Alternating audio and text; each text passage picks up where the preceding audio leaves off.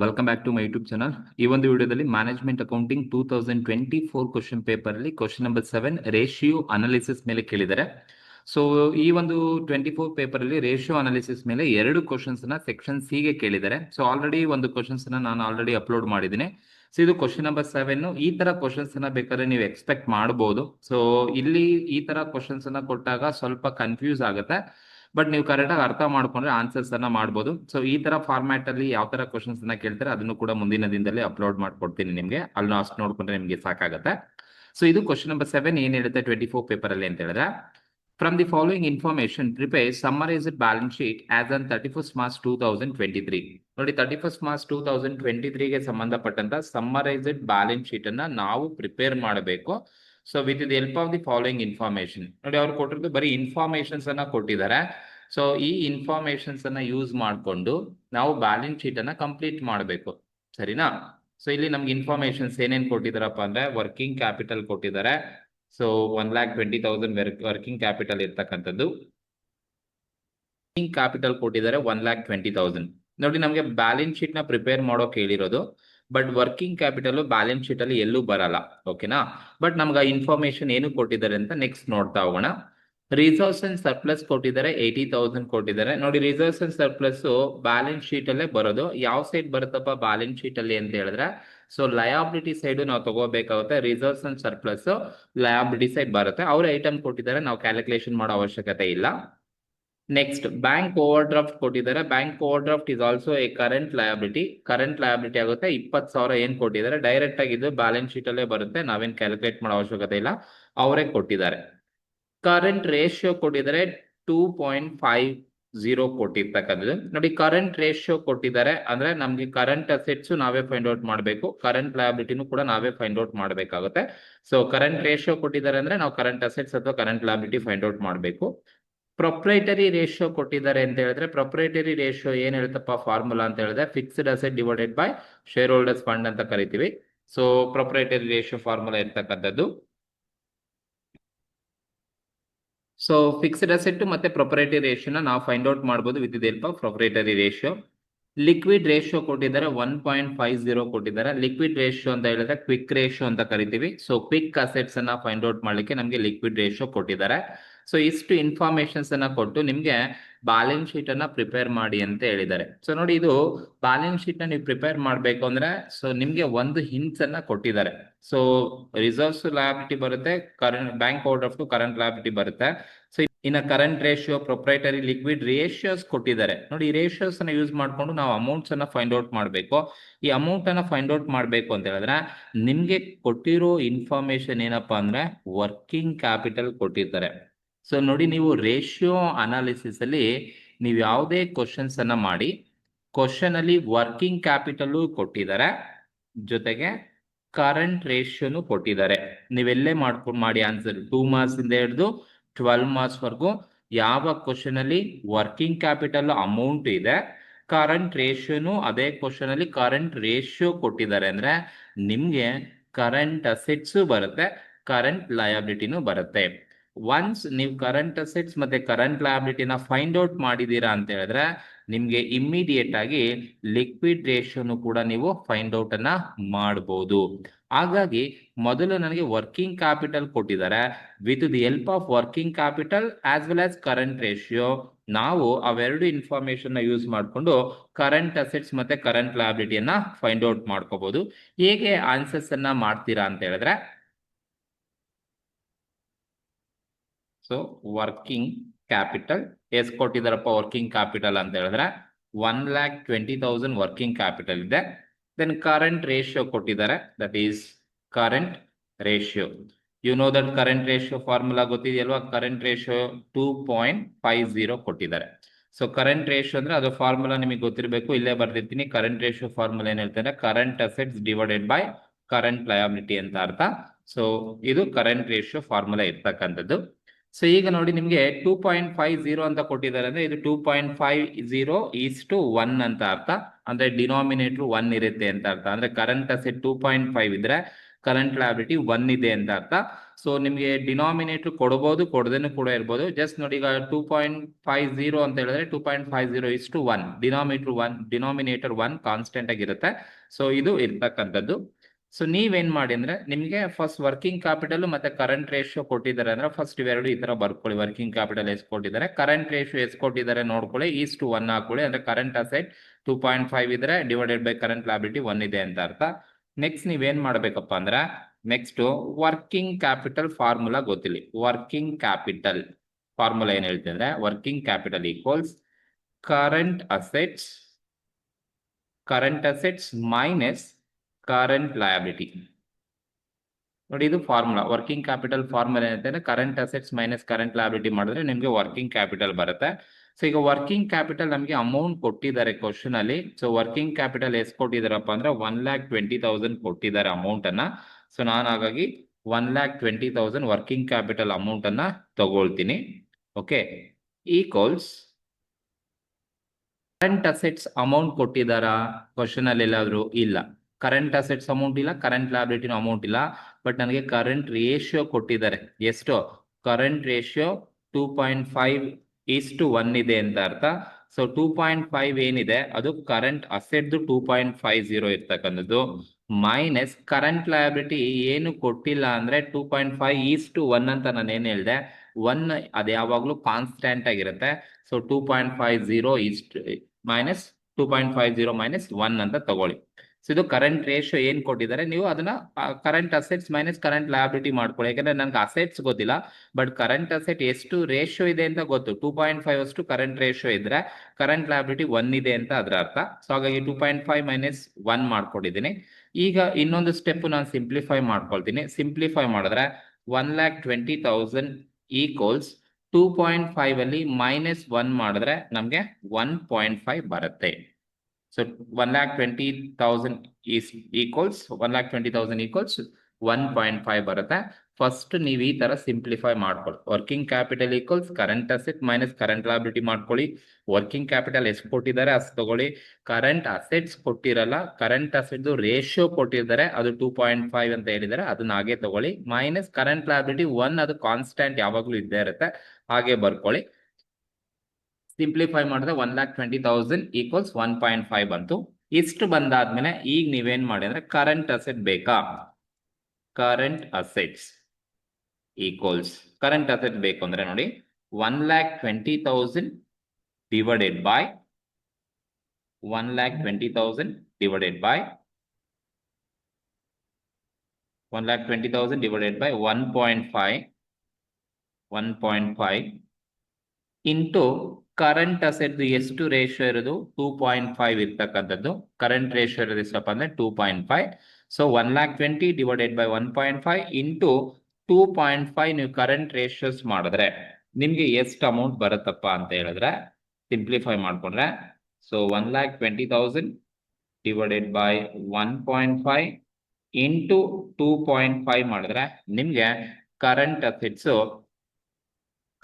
Assets ಎಷ್ಟು ಬರುತ್ತಪ್ಪ ಅಂತ ಹೇಳಿದ್ರೆ, current assets equals 2 lakh rupees current assets ಬರುತ್ತೆ. ಸೊ ನೋಡಿ, ಇದು ಕರೆಂಟ್ ಅಸೆಟ್ಸ್ ಅನ್ನ ನಾವು ಫೈಂಡ್ ಔಟ್ ಅನ್ನ ಮಾಡಿರ್ತಕ್ಕಂಥದ್ದು. ಸೊ ಕರೆಂಟ್ ಅಸೆಟ್ಸ್ ನ ಈಗ ಫೈಂಡ್ ಔಟ್ ಮಾಡಬೇಕು. So current assets equals 1,20,000 divided by 1.5 ಅದಾಗೆ ಇರುತ್ತೆ, ಇಂಟು 2.5 ಕರೆಂಟ್ ಅಸೆಟ್ ರೇಷಿಯೋ ಮಾಡ್ಕೊಂಡ್ರೆ ನಿಮಗೆ ಕರೆಂಟ್ ಅಸೆಟ್ ಸಿಗುತ್ತೆ. ಸೊ ಈಗ ನಿಮಗೆ ಮತ್ತೆ ಕರೆಂಟ್ ಲಯಬಿಲಿಟಿ ಬೇಕು ಅಂತ ಹೇಳಿದ್ರೆ, ಜಸ್ಟ್ ನೀವೀಗ current liability find out. Current liability equals same ಅದೇನೆ ವರ್ಕಿಂಗ್ ಕ್ಯಾಪಿಟಲ್ ನ ಯೂಸ್ ಮಾಡ್ಬೇಕು ನೀವು. 1,20,000 divided by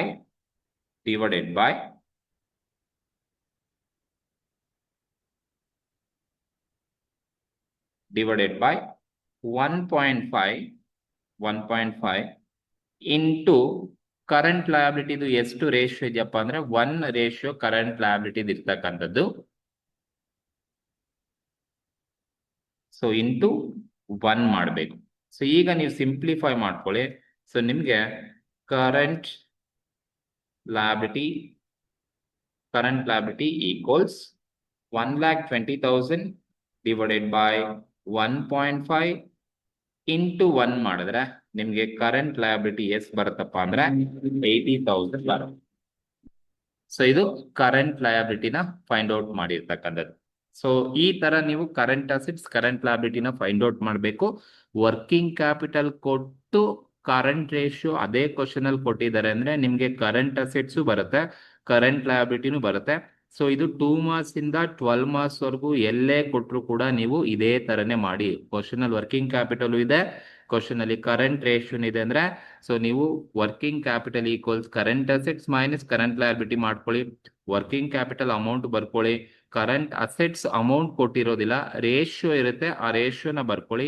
minus current liability ratio ಕೊಟ್ಟಿದ್ರೆ ಅಲ್ಲಿ ಬರ್ಕೊಳ್ಳಿ, ಕೊಟ್ಟಿಲ್ಲ ಅಂದ್ರೆ ಡಿನಾಮಿನೇಟರ್ 1 ಇರುತ್ತೆ, ಅದನ್ನ ತಗೊಳ್ಳಿ. ಫಸ್ಟ್ ಸಿಂಪ್ಲಿಫೈ ಮಾಡ್ಕೊಳ್ಳಿ. ಆಮೇಲೆ ನೀವು ಕರೆಂಟ್ ಅಸೆಟ್ ಬೇಕಾ, so 1,20,000 divided by 1.5 into current asset ratio apply ಮಾಡಿ, ಕರೆಂಟ್ ಅಸೆಟ್ ಸಿಗುತ್ತೆ. ಅದೇ ತರ ಲಯಬಿಲಿಟಿ ರೇಷಿಯೋ ಅಪ್ಲೈ ಮಾಡಿದ್ರೆ ನಿಮಗೆ ಕರೆಂಟ್ ಲಯಬಿಲಿಟಿ ಸಿಗುತ್ತೆ.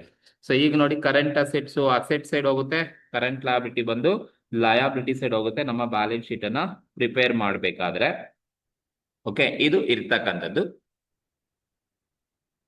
ನೆಕ್ಸ್ಟ್ ಇನ್ನೇನ್ ಕೊಟ್ಟಿದ್ದಾರಪ್ಪ ಅಂದ್ರೆ ನನಗೆ reserves and surplus balance sheet ಅಲ್ಲಿ ಬರುತ್ತೆ, ಬ್ಯಾಂಕ್ ಓವರ್ ಡ್ರಾಫ್ಟ್ ಬುಕ್ ಕೊಡುತ್ತೆ, ಕರೆಂಟ್ ರೇಷಿಯೋ ಆಯ್ತು.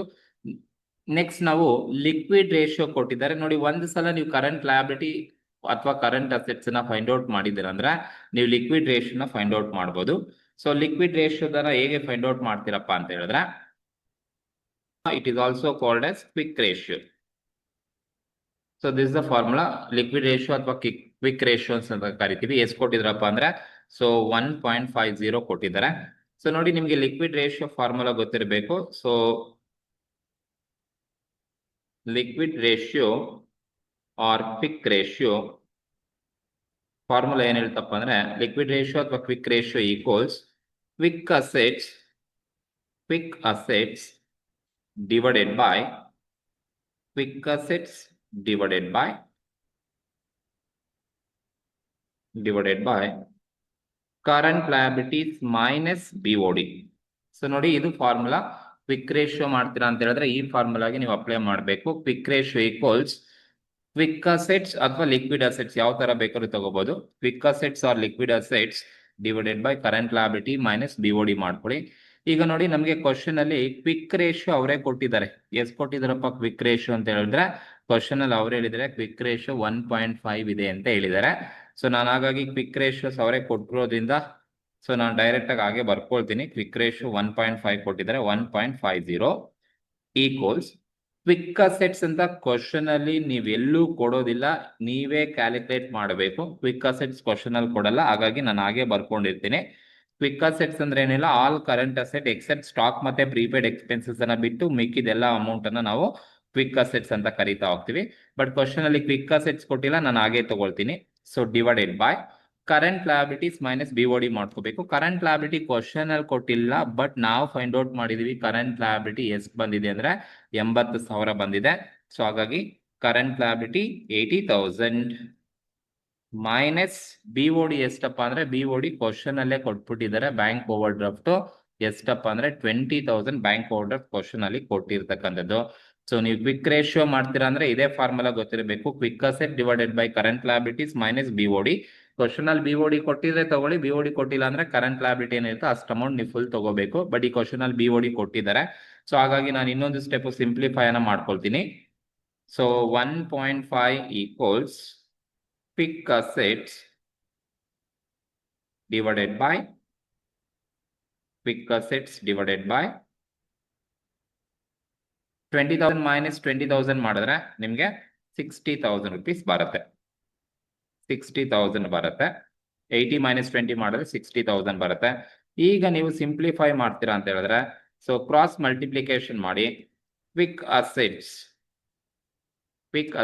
Equals 1 lakh quick assets equals 1.5 into 60 ಮಾಡ್ಕೊಂಡ್ರೆ ದಟ್ ಈಸ್ 1.5 into 60,000 ಮಾಡ್ಕೊಂಡ್ರೆ ನಿಮ್ಗೆ ಕ್ವಿಕ್ ಅಸೆಟ್ಸ್ ಎಷ್ಟು ಬರುತ್ತಪ್ಪ ಅಂತ ಹೇಳಿದ್ರೆ ಸೊ 1.5 into 60,000 ಮಾಡಿದ್ರೆ ನಿಮ್ಗೆ ಕ್ವಿಕ್ ಅಸೆಟ್ಸ್ ಬಂದು 90,000 ನಮ್ಗೆ ಕ್ವಿಕ್ ಅಸೆಟ್ಸ್ ಸಿಗುತ್ತೆ.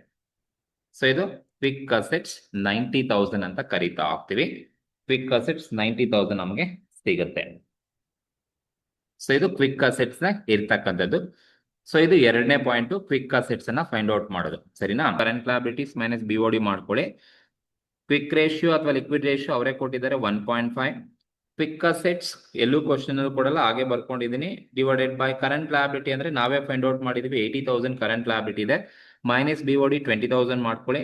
ಸೊ ಇನ್ನೊಂದು ಸ್ಟೆಪ್ ಸಿಂಪ್ಲಿಫೈ ಮಾಡ್ಕೊಂಡಿದ್ದೀನಿ. 1.50 equals quick asset divided by 60. ಈಗ ನೀವು ಕ್ರಾಸ್ ಮಲ್ಟಿಪ್ಲಿಕೇಶನ್ ಮಾಡಿದ್ರೆ 1.50 ಇಂಟು 60 ಮಾಡ್ಕೊಳ್ಳಿ. ಸೊ ಅಥವಾ 1.50 ಇಂಟು 60 ಮಾಡಿದ್ರೆ ನಿಮಗೆ 90,000 ಕ್ವಿಕ್ ಅಸೆಟ್ ಸಿಗುತ್ತೆ. ಸೊ ಇದು ಎರಡನೇ ಆನ್ಸರ್ ಇರ್ತಕ್ಕಂಥದ್ದು. ಒಂದು ಕರೆಂಟ್ ರೇಷಿಯೋ ಕೊಟ್ಟಿದ್ದಾರೆ, ಇನ್ನೊಂದು ಕ್ವಿಕ್ ರೇಷಿಯೋ ಕೊಟ್ಟಿದ್ದಾರೆ, ಅದರಿಂದ ನಮಗೆ ಬಂದಿರತಕ್ಕಂತ ಇನ್ಫಾರ್ಮೇಶನ್. ಸೊ ಇನ್ನೇನ್ ನಮಗೆ ಕ್ವಶನ್ ಇದೆಯಪ್ಪ ಅಂತ ಹೇಳಿದ್ರೆ ರೇಷಿಯೋ ಪ್ರೊಪ್ರೈಟರಿ ರೇಷಿಯೋ 1 ಕೊಟ್ಟಿದ್ದಾರೆ. ಪ್ರೊಪ್ರೈಟರಿ ರೇಷಿಯೋ ಕೊಟ್ಟಿದ್ದಾರೆ 0.75 ಕೊಟ್ಟಿದ್ದಾರೆ. ದಟ್ ಈಸ್ ಥರ್ಡ್ ಒನ್ ಬಂದು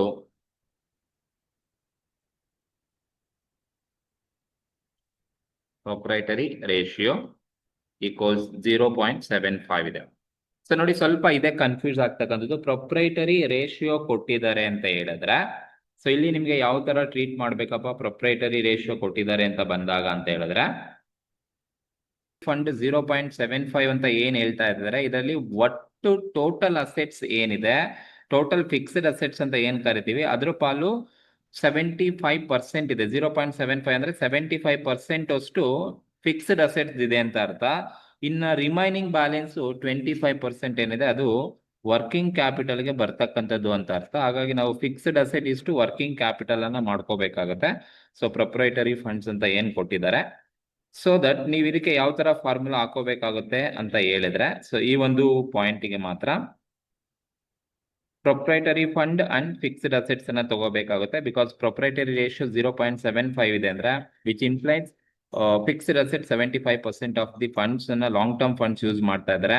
ಅಂಡ್ ರಿಮೈನಿಂಗ್ ಫಂಡ್ಸ್ ಅನ್ನ 25% ಏನ್ ಬರುತ್ತೆ ಅದನ್ನ ವರ್ಕಿಂಗ್ ಕ್ಯಾಪಿಟಲ್ ಗೆ ಯೂಸ್ ಮಾಡ್ತಾ ಇದ್ದಾರೆ ಅಂತ ಅರ್ಥ. ಸೊ ಹಾಗಾಗಿ ನಾವು ಈ ಒಂದು ಪ್ರೊಪ್ರೈಟರಿ ರೇಷಿಯೋಸ್ ಏನ್ ಕೊಟ್ಟಿರ್ತಾರೆ, ಸೊ ಇದಕ್ಕೆ ನೀವು ಯಾವ ತರ ಫಾರ್ಮುಲಾ ಹಾಕೋಬೇಕಪ್ಪ ಅಂತ ಹೇಳಿದ್ರೆ,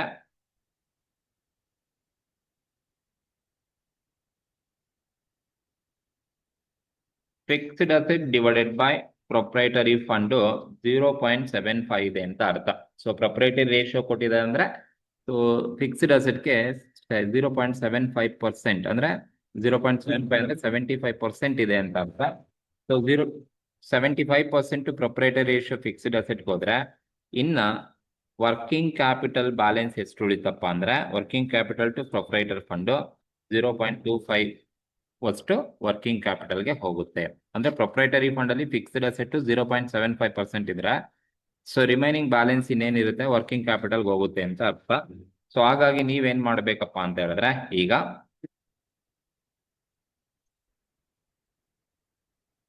ಸೊ ಇದು ನಿಮಗೆ ಕರೆಕ್ಟ್ ಆಗಿ ಗೊತ್ತಿರಬೇಕು. ಪ್ರೊಪ್ರೈಟರಿ ರೇಷಿಯೋ 0.75 ಇದೆ ಅಂತ ಹೇಳಿದ್ರೆ ಫಿಕ್ಸ್ಡ್ ಅಸೆಟ್ಸ್ ಗೆ 75% ಇದೆ ಅಂತ ಅರ್ಥ. ಸೊ ಹಾಗಾಗಿ fixed asset to proprietor fund 0.75 ಇದೆ. ಸೊ 0.75 ಫಿಕ್ಸ್ಡ್ ಅಸೆಟ್ಸ್ ಗೆ ಹೋದ್ರೆ ಇನ್ನ ಬ್ಯಾಲೆನ್ಸ್ ವರ್ಕಿಂಗ್ ಕ್ಯಾಪಿಟಲ್ ಹೋಗುತ್ತೆ 0.25%. ಸೊ ಹಾಗಾಗಿ ನೀವು ಫಾರ್ಮುಲಾ ಯಾವ ತರ ಫ್ರೇಮ್ ಮಾಡ್ಕೋಬೇಕಪ್ಪ ಅಂತ ಹೇಳಿದ್ರೆ, so working capital divided by proprietor's fund, proprietor fund equals 0.25.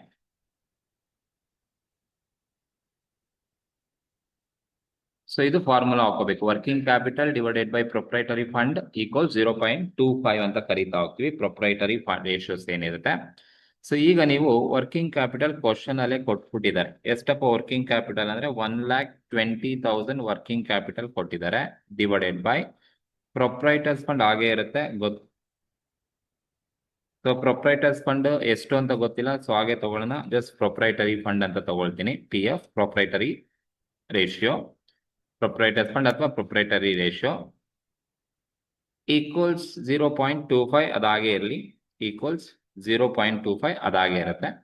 So ಈಗ ನೀವೇನ್ ಮಾಡ್ಬೇಕಪ್ಪ ಅಂದ್ರೆ ಜಸ್ಟ್ ಕ್ರಾಸ್ ಮಲ್ಟಿಪ್ಲಿಕೇಶನ್ಸ್ ಅನ್ನ ಮಾಡ್ಕೊಳ್ಳಿ. ಕ್ರಾಸ್ ಮಲ್ಟಿಪ್ಲಿಕೇಶನ್ ಮಾಡಿದ್ರೆ 0.25 ಪ್ರೊಪ್ರೈಟರ್ ಫಂಡ್ ಈಕ್ವಲ್ಸ್ ಅಥವಾ ಪ್ರೊಪ್ರೈಟರಿ ರೇಷಿಯೋ ಈಕ್ವಲ್ಸ್ 1,20,000 ಸಿಗುತ್ತೆ. ಸೊ ಈಗ ನೀವು ಸಿಂಪ್ಲಿಫೈ ಮಾಡ್ತೀರಾ ಅಂದ್ರೆ proprietary fund equals 1,20,000 divided by 0.25 divided by 0.25. Simplify ಮಾಡಿದ್ರೆ ಪ್ರೊಪ್ರೈಟರ್ ಫಂಡ್ ಈಕ್ವಲ್ಸ್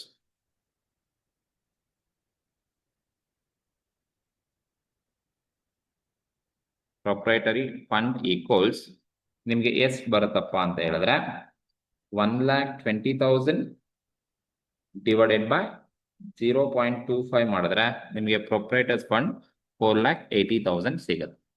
ಸೊ ನೋಡಿ, ಇದು ಪ್ರೊಪ್ರೈಟರ್ಸ್ ಫಂಡ್ ಅನ್ನ ನಾವು ಕ್ಯಾಲ್ಕುಲೇಷನ್ಸ್ ಅನ್ನ ಮಾಡಿರ್ತಕ್ಕಂಥದ್ದು. ಸೊ ಇದೇ ತರನೇ ನೀವು ಮಾಡ್ಬೇಕು. ಯಾಕಂದ್ರೆ ಪ್ರೊಪ್ರೈಟರಿ ರೇಷಿಯೋ 75 0.75 ಕೊಟ್ಟಿದ್ದಾರೆ ಅಂದ್ರೆ ಪ್ರೊಪ್ರೈಟರಿ ರೇಷಿಯೋನ 75% ಫಿಕ್ಸ್ಡ್ ಅಸೆಟ್ಸ್ ಅಲ್ಲಿ ಇಟ್ಟಿದ್ದಾರೆ ಅಂತ ಅರ್ಥ. ಶೇರ್ ಹೋಲ್ಡರ್ಸ್ ಫಂಡ್ ನ ಫಿಕ್ಸ್ಡ್ ಅಸೆಟ್ ಅಲ್ಲೇ ಇಟ್ಟಿರ್ತಾರೆ ಅಂತ ಅರ್ಥ. ಇನ್ನ ರಿಮೈನಿಂಗ್ ಬ್ಯಾಲೆನ್ಸ್ 0.75 ಫಿಕ್ಸ್ಡ್ ಅಸೆಟ್ ಹೋದ್ರೆ ಇನ್ನು 0.25 ವರ್ಕಿಂಗ್ ಕ್ಯಾಪಿಟಲ್ ಬರುತ್ತೆ. ಸೊ ಹಾಗಾಗಿ fixed asset divided by proprietor fund equal 0.75 ಆದ್ರೆ working capital divided by proprietors fund ಬಂದು 0.25 ಆಗುತ್ತೆ. ಸೊ ಹಾಗಾಗಿ ಫಸ್ಟ್ ನಾನು ವರ್ಕಿಂಗ್ ಕ್ಯಾಪಿಟಲ್ ಕ್ವಶನ್ ಅಲ್ಲಿ ಇರೋದ್ರಿಂದ working capital divided by proprietors fund equal 0.25 ಮಾಡ್ಕೊಂಡ್ರೆ ಸಿಂಪ್ಲಿಫೈ ಮಾಡ್ತಾ ಹೋಗಿ ವರ್ಕಿಂಗ್ ಕ್ಯಾಪಿಟಲ್ 1,20,000 ಕೊಟ್ಟಿದ್ದಾನೆ, ಪ್ರೊಪ್ರೈಟರ್ ಫಂಡ್ ಗೊತ್ತಿಲ್ಲ, ಅದಾಗೆ ಬರ್ಕೊಳ್ತೀನಿ. ಸೊ ಈಕ್ವಲ್ಸ್ 0.25 ರೇಷಿಯೋ ಇರ್ತಕ್ಕಂಥದ್ದು. ಸೊ ಈಗ ನೀವು ಕ್ರಾಸ್ ಮಲ್ಟಿಪ್ಲಿಕೇಶನ್ ಮಾಡ್ಕೊಳ್ಳಿ. ಸೊ ಪ್ರೊಪ್ರೈಟರ್ ಫಂಡ್ ಇಂಟು 0.25 ಮಾಡಿದ್ರೆ 0.25 ಪ್ರೊಪ್ರೈಟರ್ಸ್ ಫಂಡ್ ಬರುತ್ತೆ, ಈಕ್ವಲ್ಸ್ 1,20,000 ಆಗೇ ಇರುತ್ತೆ. ಮತ್ತೆ ನೀವು ಸಿಂಪ್ಲಿಫೈ ಮಾಡಿದ್ರೆ proprietor fund equals 1,20,000 divided by 0.25 ಮಾಡಿದ್ರೆ ಪ್ರೊಪ್ರೈಟರ್ಸ್ ಫಂಡ್ ಬಂದು 4,80,000 ಸಿಗುತ್ತೆ. ಸೊ ಇದು ಮೂರನೇದು ಪ್ರೊಪ್ರೈಟರಿ ರೇಷಿಯೋ ಇರೋದು. ಸೊ ಈಗ ನಮ್ಗೆ ಫಿಕ್ಸ್ಡ್ ಅಸೆಟ್ಸ್ ಬೇಕು.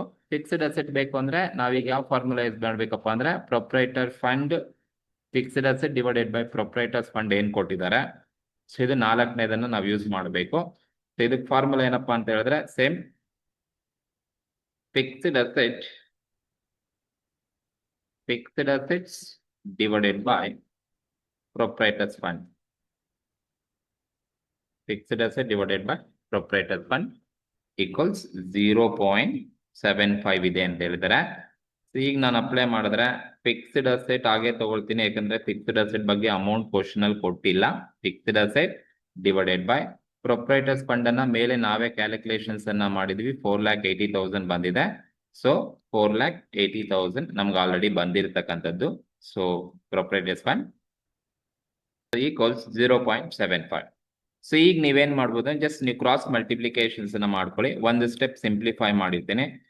Fixed asset equals 4,80,000 into 0.75. ಈಗ ಮತ್ತೆ ನೀವು ಸಿಂಪ್ಲಿಫೈ ಮಾಡಿದ್ರೆ ಫಿಕ್ಸ್ಡ್ ಅಸೆಟ್ ಈಕ್ವಲ್ಸ್ 4,80,000 ಇಂಟು 0.75 ಮಾಡಿದ್ರೆ 4,80,000 ಇಂಟು 0.75 ಮಾಡಿದ್ರೆ ನನಗೆ 3,60,000 ನನಗೆ ಫಿಕ್ಸ್ಡ್ ಅಸೆಟ್ ಸಿಗುತ್ತೆ. ಸೊ ಇದು ಫಿಕ್ಸ್ಡ್ ಅಸೆಟ್ಸ್ ಅನ್ನ ಫೈಂಡ್ ಔಟ್ ಮಾಡಿರ್ತಕ್ಕಂಥದ್ದು 3,60,000. ಸೊ ಇದು ಒಂದು ಸ್ವಲ್ಪ ಕನ್ಫ್ಯೂಷನ್. ಪ್ರೊಪ್ರೈಟರಿ ರೇಷಿಯೋ 0.75 ಕೊಟ್ಟಿದ್ದಾನೆ ಅಂದ್ರೆ ಪ್ರೊಪ್ರೈಟರಿ ರೇಷಿಯೋ ಫಿಕ್ಸ್ಡ್ ಅಸೆಟ್ಗೆ 75% ಇದೆ ಅಂತ ಅರ್ಥ. ಸೊ ಇನ್ನು 0.75 ಅಂದ್ರೆ 75% ಫಿಕ್ಸ್ಡ್ ಅಸೆಟ್ ಇದ್ರೆ ರಿಮೈನಿಂಗ್ 25 ಬಂದು ವರ್ಕಿಂಗ್ ಕ್ಯಾಪಿಟಲ್ಗೆ ಇರುತ್ತೆ. ಹಾಗಾಗಿ ವರ್ಕಿಂಗ್ ಕ್ಯಾಪಿಟಲ್ಗೆ 0.25 ತಗೊಂಡಿರೋದು. ಸೊ ನೀವು ಅವಾಗ ಏನ್ ಮಾಡ್ಬೇಕು ಅಂದ್ರೆ working capital divided by proprietary fund ಅನ್ನ ಫಸ್ಟ್ ನೀವು ಮಾಡ್ಕೋಬೇಕಾಗುತ್ತೆ. ಸೊ ಅವಾಗ ನಿಮಗೆ ಪ್ರೊಪ್ರೈಟರಿ ಫಂಡ್ ಸಿಗುತ್ತೆ. ಅದಾದ್ಮೇಲೆ ನೀವು fixed asset divided by proprietary fund ಮಾಡಿದ್ರೆ ನಿಮಗೆ ಫಿಕ್ಸ್ಡ್ ಅಸೆಟ್ ಸಿಗುತ್ತೆ. ಸೊ ಈಗ ನೀವೇನ್ ಮಾಡೋದು ಅಂದ್ರೆ ಬ್ಯಾಲೆನ್ಸ್ ಶೀಟ್ ಅನ್ನ ಪ್ರಿಪೇರ್ ಮಾಡಬಹುದು. So with the help of the informations ಏನಿದೆ, ಇನ್ನೇನಾದ್ರು ಫೈಂಡ್ ಔಟ್ ಮಾಡೋದಿದ್ಯಾ ಅಂತ ಹೇಳಿದ್ರೆ ನೋಡಿ, ಕ್ವಶನ್ ಅಲ್ಲಿ ಏನು ಇಲ್ಲ. ಸೊ ವರ್ಕಿಂಗ್ ಕ್ಯಾಪಿಟಲ್ ತಗೊಂಡು ಬರಲ್ಲ, ವರ್ಕಿಂಗ್ ಕ್ಯಾಪಿಟಲ್ ಬ್ಯಾಲೆನ್ಸ್ ಶೀಟ್ ಅಲ್ಲಿ ಬರಲ್ಲ, ಬಟ್ ಇನ್ಫಾರ್ಮೇಶನ್ ಯೂಸ್ ಮಾಡ್ಕೊಂಡಿದೀವಿ. ರಿಸರ್ವ್ಸ್ ಕೊಟ್ಟಿದ್ದಾರೆ, ಬ್ಯಾಂಕ್ ಕೊಟ್ಟಿದ್ದಾರೆ, ಕರೆಂಟ್ ರೇಷಿಯೋ ಯೂಸ್ ಮಾಡ್ಕೊಂಡು ಕರೆಂಟ್ ಅಸೆಟ್ ಕರೆಂಟ್ ಲಯಬಿಲಿಟಿ ಬಂತು, ಪ್ರೊಪ್ರೈಟರಿ ಇಂದ ಬಂತು, ಲಿಕ್ವಿಡಿಟಿ ರೇಷಿಯೋಸ್ ಇಂದ ನಮಗೆ ಕ್ವಿಕ್ ಅಸೆಟ್ಸ್ ಬಂದಿದೆ. ಸೊ ಈಗ ನಾವು ಬ್ಯಾಲೆನ್ಸ್ ಶೀಟ್ ಅನ್ನ ಮಾಡಬಹುದು. ಸೊ ಬ್ಯಾಲೆನ್ಸ್ ಶೀಟ್ ನ ನೀವು ಪ್ರಿಪೇರ್ ಮಾಡ್ತೀರಾ ಅಂದ್ರೆ ನೋಡಿ, ಈಗ ನೀವು ಬ್ಯಾಲೆನ್ಸ್ ಶೀಟ್ ಅನ್ನ ಮಾಡ್ತೀರಾ ಅಂದ್ರೆ ಜಸ್ಟ್ ಈ ಮೆಥಡ್ ಗೊತ್ತಿಲ್ಲ. ರೇಷಿಯೋ ಅನಾಲಿಸಿಸ್ ಬ್ಯಾಲೆನ್ಸ್ ಶೀಟ್ ಅಲ್ಲಿ ಮಾಡ್ತೀರಾ, ಅಸೆಟ್ ಸೈಡ್ ಎರಡೇ ಬರೋದು. ಒಂದು ಫಿಕ್ಸ್ಡ್ ಅಸೆಟ್ಸ್ ಬರುತ್ತೆ, ಇನ್ನೊಂದು ಕರೆಂಟ್ ಅಸೆಟ್ ಬರುತ್ತೆ. ನೋಡಿ, ಫಿಕ್ಸ್ಡ್ ಅಸೆಟ್ ನಾವೇ ಈಗ ಫೈಂಡ್ ಔಟ್ ಮಾಡಿದ್ವಿ, 3,60,000 ಫಿಕ್ಸ್ಡ್ ಅಸೆಟ್ ಇದೆ. ಕರೆಂಟ್ ಅಸೆಟ್ಸ್ ಅನ್ನ ಮೇಲ್ಗಡೆ ನಾವೇ ಫೈಂಡ್ ಔಟ್ ಮಾಡಿದ್ವಿ. ಕರೆಂಟ್ ಅಸೆಟ್ ಎಷ್ಟಿದೆಯಪ್ಪ ಅಂದ್ರೆ 2,00,000 rupees ಇದೆ. ಸೊ ಹಾಗಾಗಿ ಕರೆಂಟ್ ಅಸೆಟ್ 2,00,000 rupees ತಗೋಬೇಕು. 2,00,000 rupees ತಗೊಳ್ಳಿ. 2 lakh rupees ಕರೆಂಟ್ ಅಸೆಟ್ಸ್ ತಗೊಂಡಿ. ಸೊ ನೋಡಿ, ಈಗ ಫಿಕ್ಸ್ಡ್ ಅಸೆಟ್ ಕರೆಂಟ್ ಅಸೆಟ್ ಎರಡೇ ಅಸೆಟ್ ಸೆಟ್ ಬರೋದು. ಈಗ ಇವೆರಡು ಟೋಟಲ್ ಮಾಡ್ಕೊಂಡ್ರೆ ನನಗೆ ಟೋಟಲ್ ಅಸೆಟ್ 5,60,000 ಬರುತ್ತೆ. ಸೊ ಈಗ ನೀವು ಲಯಬಿಲಿಟಿ ಸೈಡ್ ಬಂದ್ರು ಕೂಡ ಟೋಟಲ್ ಎಷ್ಟು ಬರಬೇಕಪ್ಪ ಅಂದ್ರೆ 5,60,000 ಬರಬೇಕು. ಸೊ ಏನೇನ್ ಕೊಟ್ಟಿದ್ದಾರೆ ತಗೊಳ್ಳಿ. ಫಸ್ಟ್ ಒನ್ ಬಂದು ಪ್ರೊಪ್ರೈಟರ್ಸ್ ಫಂಡ್ ಕೊಟ್ಟಿದ್ದಾರೆ. ಸೊ ಪ್ರೊಪ್ರೈಟರಿ ಫಂಡ್ ಅಂದ್ರೆ ಗೊತ್ತಿಲ್ಲ ನಿಮ್ಗೆ, ಶೇರ್ ಹೋಲ್ಡರ್ಸ್ ಫಂಡ್ ಅಂತ ಅರ್ಥ. ಶೇರ್ ಹೋಲ್ಡರ್ಸ್ ಫಂಡ್ ಅಲ್ಲಿ ಏನೇನ್ ಇರುತ್ತಪ್ಪ ಅಂತ ಹೇಳಿದ್ರೆ, ಡೈರೆಕ್ಟ್ ಆಗಿ ಪ್ರೊಪ್ರೈಟರಿ ಫಂಡ್ ಎಷ್ಟು ಕೊಟ್ಟಿದಾರಪ್ಪ ಅಂದ್ರೆ 4,80,000 rupees ಕೊಟ್ಟಿದ್ದಾರೆ ಪ್ರೊಪ್ರೈಟರಿ ಫಂಡ್.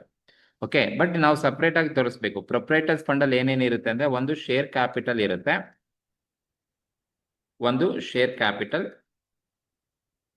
ಇನ್ನೊಂದು ಏನಿರುತ್ತಪ್ಪ ಅಂದ್ರೆ ರಿಸರ್ವ್ಸ್ ಅಂಡ್ ಸರ್ಪ್ಲಸ್. ಸೊ ಇವೆರಡು ಇರುತ್ತೆ. ಓಕೆ, ಯಾವಾಗ ಪ್ರೊಪ್ರೈಟರಿ ಫಂಡ್ ಅಂತ ಏನ್ ಕೊಡುತ್ತೆ ಅಲ್ಲಿಗೆ ಶೇರ್ ಕ್ಯಾಪಿಟಲ್ ಇರುತ್ತೆ, ರಿಸರ್ವ್ಸ್ ಅಂಡ್ ಸರ್ಪ್ಲಸ್ ಇರುತ್ತೆ. ಸೊ ಹಾಗಾಗಿ ನಾವೇನ್ ಮಾಡ್ಬೇಕು ಅಂದ್ರೆ, ಜಸ್ಟ್ ಇಲ್ಲೇ ತೋರಿಸಿರ್ತೀವಿ ನೋಡಿ, proprietors fund equals share capital plus and surplus ಎರಡು ಟೋಟಲ್ ಮಾಡಿದ್ರೆ ನಿಮ್ಗೆ ಪ್ರೊಪ್ರೈಟರಿ ಫಂಡ್ ಸಿಗುತ್ತೆ. ಈಗ ಪ್ರೊಪ್ರೈಟರ್ಸ್ ಫಂಡ್ 4,80,000 ಅಂತ ಗೊತ್ತು. ಅದರಲ್ಲಿ reserves and surplus share capital ಎಷ್ಟೆಷ್ಟು ಇರುತ್ತೆ ಅಂದ್ರೆ, ನೋಡಿ, ರಿಸರ್ವ್ಸ್ ಅಂಡ್ ಸರ್ಪ್ಲಸ್ 80,000 ಇದೆ ಅಂತ ಕೊಟ್ರೆ, ರಿಸರ್ವ್ಸ್ ಅಂಡ್ ಸರ್ಪ್ಲಸ್ ಎಷ್ಟಿದೆಯಪ್ಪ ಅಂದ್ರೆ 80,000 ಇದೆ ಅಂತ ಹೇಳಿದ್ದಾರೆ. ಸೊ ಇನ್ನ ಬ್ಯಾಲೆನ್ಸ್ ಎಲ್ಲ ಏನಾಗುತ್ತೆ ಅಂದ್ರೆ, ಸೊ 80,000 ರಿಸರ್ವ್ಸ್ ಅಂಡ್ ಸರ್ಪ್ಲಸ್ 80,000 ಇದೆ, 4,80,000 ನಲ್ಲಿ 80,000 ರಿಸರ್ವ್ ಇದ್ರೆ ಇನ್ನ 4 lakh rupees ಏನಾಗಿರುತ್ತೆ ಅಂದ್ರೆ ಅದು ಶೇರ್ ಕ್ಯಾಪಿಟಲ್ ಆಗಿರುತ್ತೆ. ಸೊ ಹಾಗಾಗಿ ನೀವೇನ್ ಮಾಡ್ಬೇಕು ಅಂದ್ರೆ ಸಪರೇಟ್ ಆಗಿ ತೋರಿಸ್ಬೇಕು. ಸೊ ಪ್ರೊಪ್ರೈಟರಿ ಫಂಡ್ ಅಂದ್ರೆ ಶೇರ್ ಹೋಲ್ಡರ್ಸ್ ಫಂಡ್ ಅಲ್ಲಿ ಶೇರ್ ಕ್ಯಾಪಿಟಲ್ ಇದೆ, ರಿಸರ್ವ್ಸ್ ಅಂಡ್ ಸರ್ಪ್ಲಸ್ ಇದೆ. ಸೊ ಇಲ್ಲಿ ರಿಸರ್ವ್ಸ್ ಅಂಡ್ ಸರ್ಪ್ಲಸ್ ಕ್ವಶನ್ ಅಲ್ಲಿ ಸ್ಪೆಸಿಫಿಕ್ ಆಗಿ ಹೇಳಿದಾನೆ, ಸೊ 80,000 ಇದೆ ಅಂತ. ಸೊ ಇನ್ನ ಬ್ಯಾಲೆನ್ಸ್ ಎಲ್ಲ ಶೇರ್ ಕ್ಯಾಪಿಟಲ್ ಆಗುತ್ತೆ ಅಂತ. ಸೊ ಇನ್ನ ಏನ್ ಬರುತ್ತೆ ಬ್ಯಾಲೆನ್ಸ್ ಶೀಟ್ ಅಲ್ಲಿ ಅಂದ್ರೆ, ನಾನ್ ಕರೆಂಟ್ ಲಯಬಿಲಿಟಿ ಬರುತ್ತೆ. ಸೊ ನಾನ್ ಕರೆಂಟ್ ಲಯಬಿಲಿಟಿ ಕ್ವಶನ್ ಅಲ್ಲಿ ನನಗೆ ಯಾವುದೇ ತರದ ನಾನ್ ಕರೆಂಟ್ ಲಯಬಿಲಿಟಿ ಬಗ್ಗೆ ಇನ್ಫಾರ್ಮೇಶನ್ ಕೊಟ್ಟಿಲ್ಲ, ಲೈಕ್ ಡಿಬೆಂಚರ್ ಡೆಟ್ ಬಗ್ಗೆ ತಗೊಳಕ್ಕೆ ಹೋಗೋದಿಲ್ಲ. ಇನ್ನ ಲಾಸ್ಟಿಗೆ ಬರೋದೆಲ್ಲ ಕರೆಂಟ್ ಲಯಬಿಲಿಟಿ ಬರುತ್ತೆ. ಕರೆಂಟ್ ಲಯಬಿಲಿಟಿ ಅವರೇ ಕೊಟ್ಬಿಟ್ಟಿದ್ದಾರೆ ಎಷ್ಟಿದೆ ಅಂತ. ಬಟ್ ಕರೆಂಟ್ ಲಯಬಿಲಿಟಿನ ನಾವು ಟೋಟಲ್ ತಗೋಬೇಕಾದ್ರೆ ನೋಡಿ, ಸೊ ಕರೆಂಟ್ ಲಯಬಿಲಿಟೀಸ್ ಅಲ್ಲಿ ಸೊ ಟೋಟಲ್ ಎಷ್ಟಿದೆಯಪ್ಪ ಅಂದ್ರೆ 80,000 ಕರೆಂಟ್ ಲಯಬಿಲಿಟಿ ಇರ್ತಕ್ಕಂಥದ್ದು. ಕ್ವಶನ್ ಅಲ್ಲೇ ಕೊಟ್ಟಿದ್ದಾರೆ 80,000 ಕರೆಂಟ್ ಲಯಬಿಲಿಟಿ. ನಾವೇ ಕ್ಯಾಲ್ಕುಲೇಟ್ ಮಾಡಿದ್ವಿ, ಕ್ವಶನ್ ಅಲ್ಲಿ ಕೊಟ್ಟಿಲ್ಲ. 80,000 ಕರೆಂಟ್ ಲಯಬಿಲಿಟಿ ಇದೆ ಅಂತ ಹೇಳಿದ್ದಾರೆ. ಸೊ ಇದರಲ್ಲಿ ಬಿಒಡಿ ಕೊಟ್ಟಿದ್ದಾರೆ. ಬಿಒಡಿ ಕೂಡ ಲಯಬಿಲಿಟಿ ಸೈಡ್ ಬರಬೇಕು. ಬಿಒಡಿ ಕೂಡ ಕರೆಂಟ್ ಲಯಬಿಲಿಟಿನ ಆಗೋದ್ರಿಂದ, ಸೊ ಬಿಒಡಿ ನೋಡಿ, ಬಿಒಡಿ ಬಂದು 20,000 ಕೊಟ್ಟಿದ್ದಾರೆ. ಬಿಒಡಿ 20,000 ಇದೆ. ಸೊ ಬಿಒಡಿ 20,000 ಇದ್ರೆ ಇನ್ನ ರಿಮೈನಿಂಗ್ ಎಲ್ಲ ಏನಾಗುತ್ತೆ ಅಂದ್ರೆ ಅದರ್ ಕರೆಂಟ್ ಲಯಬಿಲಿಟೀಸ್ ಎಷ್ಟಿರುತ್ತಪ್ಪ ಅಂದ್ರೆ 60,000 ಇರುತ್ತೆ. ಯಾಕಂದ್ರೆ ಬಿಒಡಿನೂ ಕೂಡ ಕರೆಂಟ್ ಲಯಬಿಲಿಟಿ ಆಗಿರೋದ್ರಿಂದ ಟೋಟಲ್ ಕರೆಂಟ್ ಲಯಬಿಲಿಟಿ ನಂತರ 80,000 ಇದೆ ಅಂದ್ರೆ ಇಟ್ ಇನ್ಕ್ಲೂಡ್ಸ್ ಬಿಒಡಿ ಸೇರಿಸಿ 80,000 ಇರುತ್ತೆ. ಹಾಗಾದ್ರೆ ಬಿಒಡಿ 20,000 ಆದ್ರೆ ಇನ್ನು ಉಳಿದಿರೋದೆಲ್ಲ ಅದರ್ ಕರೆಂಟ್ ಲಯಬಿಲಿಟಿ ಅಂತ ಕರಿತೀವಿ. ಸೊ 5,60,000 ನಿಮ್ಗೆ ಟೋಟಲ್ ಬರ್ತಕ್ಕಂಥದ್ದು. ಸೊ ಇದು ಈ ಒಂದು ಕ್ವಶನ್ಗೆ ಇರ್ತಕ್ಕಂಥದ್ದು. ಸೊ ಈ ತರ ಕ್ವಶನ್ಸ್ ಸ್ವಲ್ಪ ಕನ್ಫ್ಯೂಸ್ ಮಾಡುತ್ತೆ, ಬಟ್ ಕರೆಕ್ಟ್ ಆಗಿ ಪ್ರಾಕ್ಟೀಸ್ ಮಾಡ್ಕೊಳ್ಳಿ. ಸಪೋಸ್ ಈ ತರ ಇದೇ ಕ್ವಶನ್ಸ್ ಏನಾದ್ರು ಕೇಳಿದ್ರೆ, ಸೊ ನಿಮ್ಗೆ 5,60,000 ಆನ್ಸರ್ಸ್ ಬರಬೇಕು. ಇದೇ ತರ ನೀವು ಆನ್ಸರ್ಸ್ ಅನ್ನ ಮಾಡಬೇಕಾಗತ್ತೆ. ಸೊ ಇದ್ರಲ್ಲಿ ಏನಾದ್ರು ನಿಮ್ಗೆ ಡೌಟ್ಸ್ ಇದ್ರೆ ನನಗೆ ಕಮೆಂಟ್ ಮೂಲಕ ತಿಳಿಸಿ. ಹಾಗೆ ವಿಡಿಯೋ ಇಷ್ಟ ಆಗಿದೆ ದಯವಿಟ್ಟು ಸಬ್ಸ್ಕ್ರೈಬ್ ಮಾಡಿ, ಶೇರ್ ಮಾಡಿ. Thank you.